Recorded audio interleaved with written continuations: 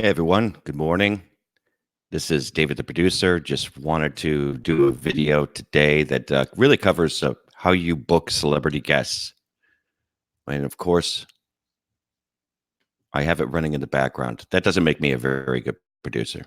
So just wanted to go through a quick session today on how to book celebrity guests on either your podcast or so just to give you a little bit of background here. That I produce two shows. So there's the podcast that I produce, which is the Unwritable Rant, which is a single host podcast with Juliette Miranda.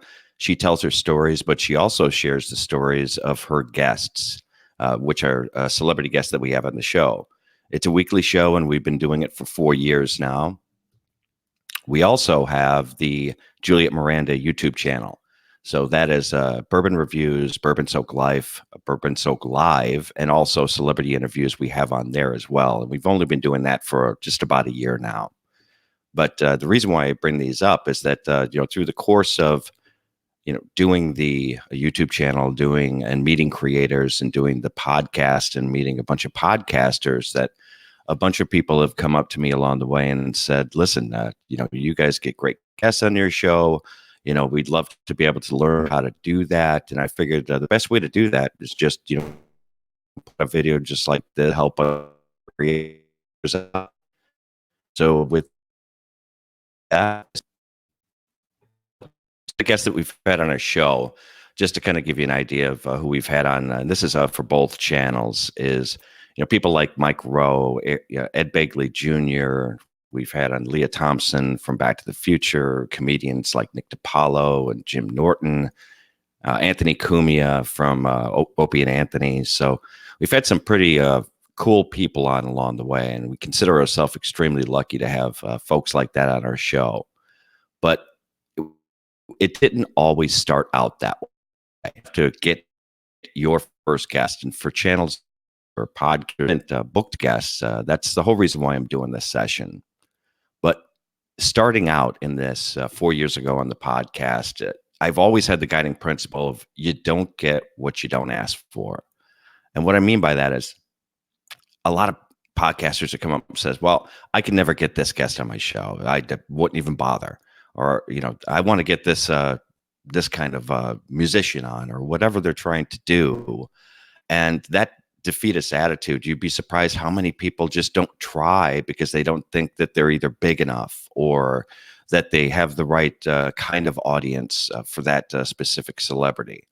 Well, when we started out, we had, obviously, for the very first interview 4 years ago, we didn't have anything to go off of. So I kind of had to learn these things and have kind of honed them along the way. So hopefully some of these things will help you get some people on your show.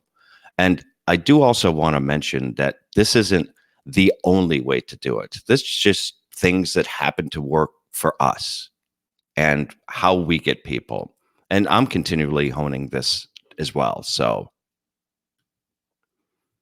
I'm going to walk you through my approach, and it all starts off, if you look there at the left-hand side, with timing, value, who you connect with, methods of connecting, a strategy I call pivot that I'll walk through, being a professional and what that means, the respective time, the tools that I use, how I close different folks, and then how I follow up with people. And essentially, this approach, if going from front to back, I have changed and manipulated different elements of this whole plan several times over the course of the last 4 years. So let's start off with timing. So timing of when you want to get a guest on your show. What I have found is that you really got to catch them in a promotion mode. They're promoting something. They're promoting a concert. They're promoting a book. They're promoting a new TV show. They're promoting a movie.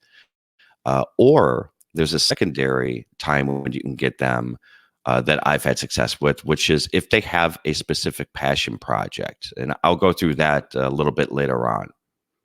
But in the timing of getting a guest, I found it to be, we get the most amount of guests if you try to book them 2 months ahead of time, if they're doing something like a movie, TV, or a book, and if they're doing a tour, a comedy tour or a concert tour, that month, that engine starts for their promotion 1 month before that happens. So when you're creating the list of people who you want to have on your show, and this is exactly, how we do it.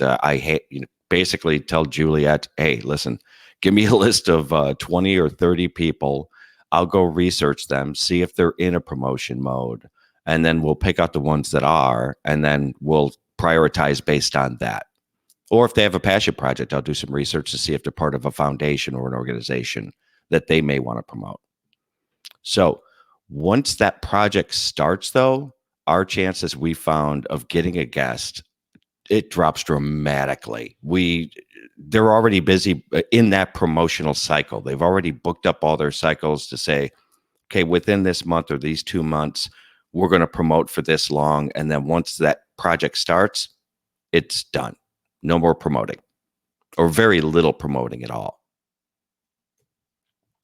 The next piece is, before you reach out to those guests, you really got to create what is the value to the guests. And this is probably the thing that took me the longest is, understanding why a guest should come on our show. What is the value that we bring to them?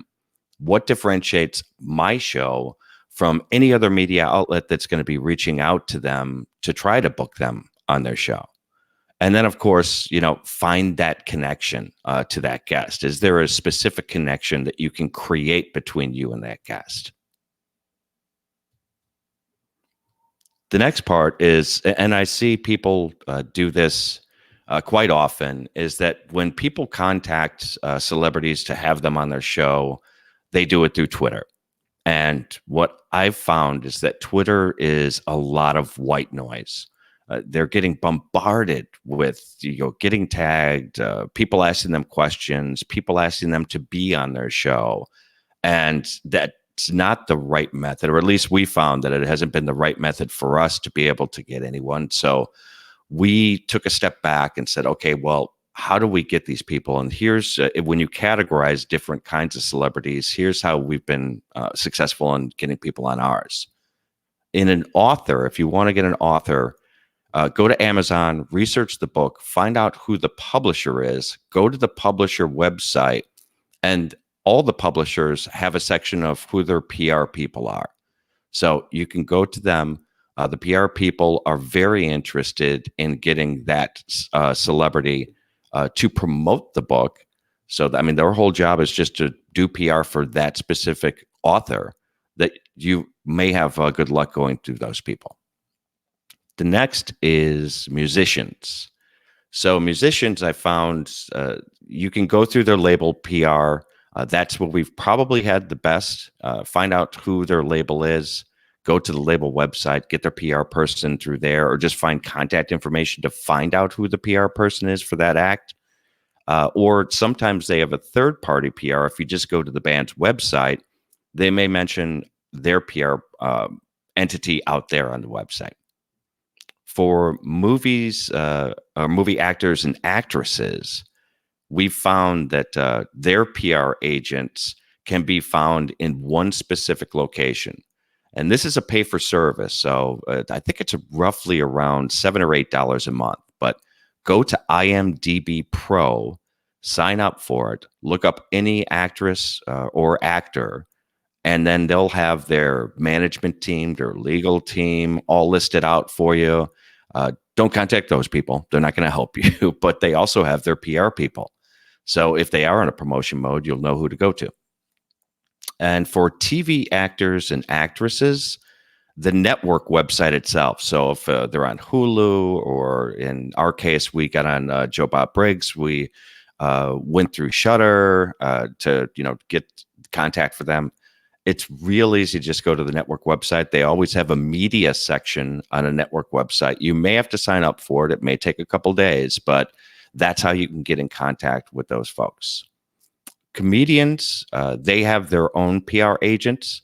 So you could just go to their website. Sometimes you can even get in contact with them just directly, the comedians, depending on what level of comedian they are. We've done that a few times where we just had direct connection right through their website, but generally I go through their PR agent. One time I did have luck with one of their managers, but I would say that's not really the norm. Where we didn't have luck and why. Managers, as I just said, outside of the comedy community, managers just don't have a vested interest in booking them to do things like this. Managers book them so that they can make money. That's essentially their jobs. Also, talent agents, same thing. They have no vested interest in promoting the talent. They get them work. And then the booking agent, of course, didn't have any luck through that as well. So let's talk about the method and how you contact them. As I mentioned that Twitter, we've only had luck one single time, and that was through a connection through Anthony Cumia because we had on the guy from Fast Times at Ridgemont High, and we knew Anthony Cumia was a huge fan, so we just sent a Twitter to him, said, do you have a question for this guest? Connected with him that way, and then sent him the link to the interview afterwards. He watched it, and all of a sudden we had him on our show. So it's creating those little points of contact that you may be able to do through Twitter, but if you're just asking them, hey, would you come on my show? Chances are you're not going to have very good luck. Everything, I would say, well, it says mostly, but I'd say 99% of the guests that we've had, we've done it all through email. And again, this is just what's been successful for us.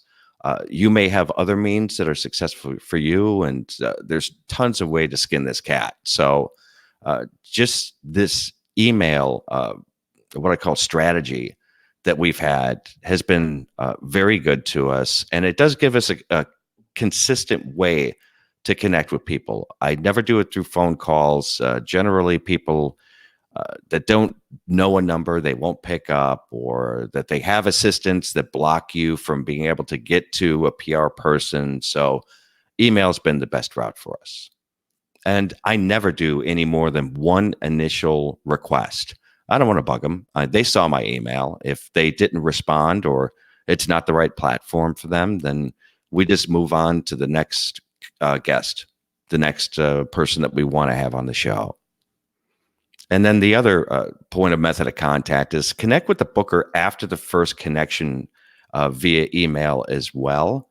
Make sure that you get that connection with that PR person. When I say booker, it could be the PR person, it could be a manager or anyone that you're dealing with. But make sure that you connect with them shortly after you receive a follow-up email. I'm going to talk a little bit about pivoting.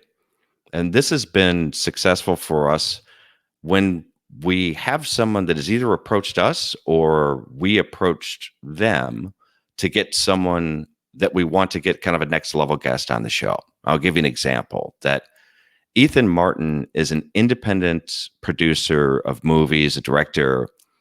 He had actually reached out to me and said, hey, I'd love to be on Juliette's show. Here's a link to my latest movie. Do you think I could come up?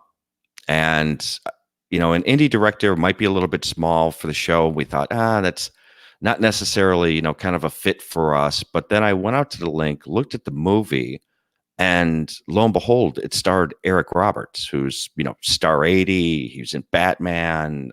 He was just on the TV show Suits. He's done a million things. So we thought, okay, let's try to figure out a way to where we can do this, but give it a win for everyone. So I went to Ethan and said, listen, let's do this as a 2-part interview. We'll have you on for a half an hour. And then if you can get Eric Roberts for the second half an hour, we can book this thing.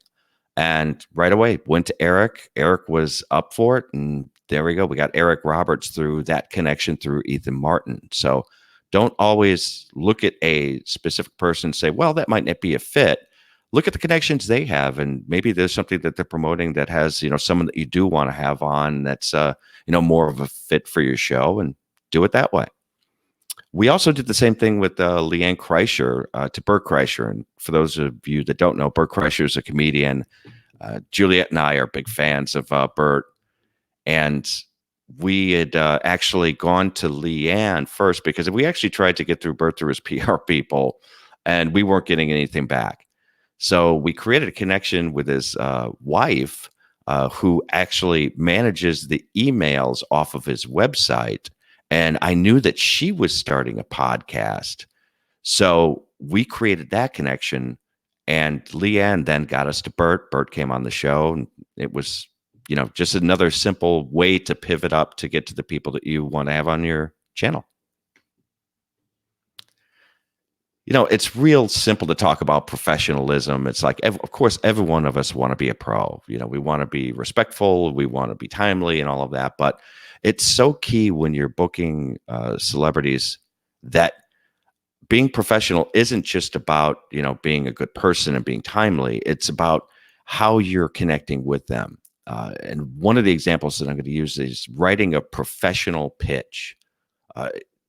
Ours is, 4 years in the making, and I'm still always tweaking it. But I'll show you an example pitch here in just a little bit, just to show you what we use to get people on our show. The other thing is, when you're doing that pitch, don't make it personal. That turns off the PR people right away, saying things like, "Oh, this is my favorite comedian. I've been watching this person since I was 10." If you make it too personal, that generally doesn't go over well with the PR agents and that community. Respond in a timely fashion. That's a simple one. Be as flexible as you can when you're booking people on your show. So if they happen to come back to you and say, well, you had presented at 7:00, could you do it at 5? Or could you do it at this time? Now, a lot of people I know in this community, we all have jobs. We all have things that we do outside of this. But I try to be as flexible as I possibly can to get the kind of guests that we want to have on the show, and create a relationship with that booker. I've done that along the years. That by doing the right things along the way, that now PR people actually bring celebrities to us, and we never thought that would happen in a million years. It just still boggles my mind that happens, but it's great to have that kind of relationship with the PR community, and that those kinds of things can happen out of that professionalism. And then, of course, be respectful of the booker's time, and then tell them your full plan of what you want to do with that guest. Now, that doesn't mean give them all of your questions that you're going to ask them, because what they're going to do is they're going to tear those questions apart. Never tell them the questions. We made that mistake, I think, twice. You'd think after once I'd learn my lesson, but not so much. So don't give them the actual questions. Give them a plan of what you want to talk about, what you want to cover, and basically what they're promoting and how you're going to help them promote that. Never respect the time. We started out, let's see, our first guest, we asked for an hour, and they just shut us down. We kept asking for hours, and we kept getting a bunch of no's, and we're thinking, is the pitch bad? What are we doing wrong here? There's got to be an easier way to get people on the show, or maybe we should just set our expectations a little lower. We weren't quite sure, but what I tried at that point was that instead of asking for an hour, I thought maybe that's a little bit too much. So I started asking for 20 minutes, and boom, it's like the floodgates opened. All of a sudden, we had a whole bunch of people that were willing to come on the show. And it was just that they didn't want to spend a whole hour doing this. They're more than willing to do things like 15-minute segments, 20-minute segments. And the reality is, if you're having a great interview and you set it up to be a 20-minute interview, the guests will generally stay on longer if they're engaged. We've set up 20-minute interviews that ended up being 40, 45-minute interviews based on that. Oh, and another tip is that we even started to get more hits with the PR community when we started putting in the title of the email that it was a phone-in interview. And this is specifically when we were doing the podcast. Now that we've transitioned over the last year and doing a lot of YouTube ones, we keep that a little bit more open and flexible. But if you're a podcaster, generally those are just going to be phone ins. So that makes it a lot easier for the PR person. Says, oh, I could just give them a phone number. They can call in for 20 minutes, done and done. So I wanted to share with you one of the pitches that worked for us, just to kind of walk you through when I send an email. This one happened to go to Leanne Kreischer when we were doing Bert, trying to get Bert on the show. But I try to make this as quick as possible, not a long drawn out email. So I just put a quick opener that says who I am and who I represent. Next is what is my ask? And my ask is, okay, we're excited about Bert's upcoming tour, and Juliette would love to interview him. There's the ask. And then I follow that up with a value statement. We basically say that the show averages, X amount of listeners per episode, was recently featured in the Huffington Post. It's an iHeartRadio featured show, and we've also appeared on Comcast and DirecTV. Now, for those of you that don't have a long history doing this and have a long value statement, create a value statement that you think is right for that specific guest. You don't want to misrepresent your show ever, but you want to, say, what are some of the cool things that you've accomplished as a creator or as a podcaster? The next part is establishing credibility. So this happens obviously over time, because if you haven't had guests on your show, you're not going to have a section like this. But, since we've had other guests on our show, we can say things like recent interviews include these certain people and what they've done. And we always make that connection too. So if we're trying to get a comedian on, then of course we're going to say the recent interviews that we've had were comedians or comedic, broadcasters. And lastly, we do a very fast closer and then a respective time kind of limit in there, letting them know it's just going to be 20 minutes, that we're doing it via phone, and that we have flexibility in when we can record it. And then just a standard closer. So see that a pitch template doesn't have to be really difficult. It just has to create that value and a connection to where the PR person is going to take that risk or take that chance and say, yeah, let me check this out. Now, I've had PR people come back to me and say, well, okay, that's great. You have this show and all, but I need a little bit more. Send me your one sheet. And the first time I was asked that, I'm like, uh-oh, I don't even know what a one sheet is. I had to look it up. I was calling a bunch of friends that I had in the industry, and they're like, yeah, dummy. A one sheet is basically, it's an advertisement for your show. It's more evidence and proof of what you do. So we created this one sheet that basically, has a bunch of people's quotes on it and saying how much fun they had on the show, or that they enjoyed the conversation, or whatever it was, that little pull quotes that we took out. And then we also put in, how many downloads the podcast had per week, social media followers, whatever those things that you're proud of. Again, you want to put them in here so that you have a one sheet prepared. I wouldn't send it with the original or first email. Just if they ask for it, then ship it off. Now, closing, confirming, and follow up when you book a guest. So anytime that I would get or do get a positive or a neutral response where there's a little bit of a bite there, I close them with that evidence. I send them to one sheet. I give them answers to any of the questions that they ask and more so. And then I actually just put in there, I just say, listen, thank you for asking these questions. Here are some dates that we are available. Just press for it. Again, you don't get what you don't ask for. The other thing is send confirmation emails, with all the information once you do book it, right? So let's assume you've booked this celebrity guest. Give them the time, give them the info, tell them how they're going to connect to you, whether it's a phone number or stream info, the amount of time, the name of the host, because sometimes they'll forget that. And then give them a backup cell phone number to call if they have any issues getting on for when you book them during the interview. Another important thing is make sure that you give them the time zone that you're in, or relate the actual time to their time zone so that they know exactly when to come on, and you don't nothing gets mixed in translation. We've had that happen actually once or twice where they just didn't look at the time zone and just did it to their local time zone. So always try to book to their time zone if you know where they're going to happen to be at that time.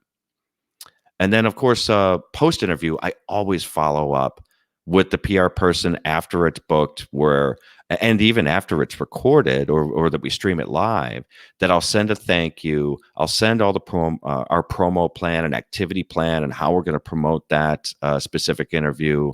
I'll send them a press release. As a matter of fact, this is a good little tip that there's a website called prlog.org. And you can do free press releases through that. And we've been picked up by some actually pretty big folks just by putting free press releases out there. So if you get a chance, use that if you're going to promote. And then, let's see, post-booking, this is, I can't stress this enough. Reconfirm with the booker with a reminder. Just a few days before that specific interview is going to happen. Be prepared, do your research. I mean, when you're doing the interview, the last thing you want to do is not be prepared with the kinds of questions you're going to ask, the kind of where you want to take that guest, and the kinds of things you want to cover. And of course, you want to promote during the course of that, whatever that you told them that you're going to help them promote to begin with, right? And test your tech. Boy, I can't tell you how many times that technology is technology. It's going to fail on you every now and again. Sometimes it's things you can control. Sometimes it's not. But just, make sure that you test your tech quite a bit, before you do your live. And generally, I'll spend the hour before we do an interview, and I'll test it multiple times in different scenarios just to make sure that everything's going to work great.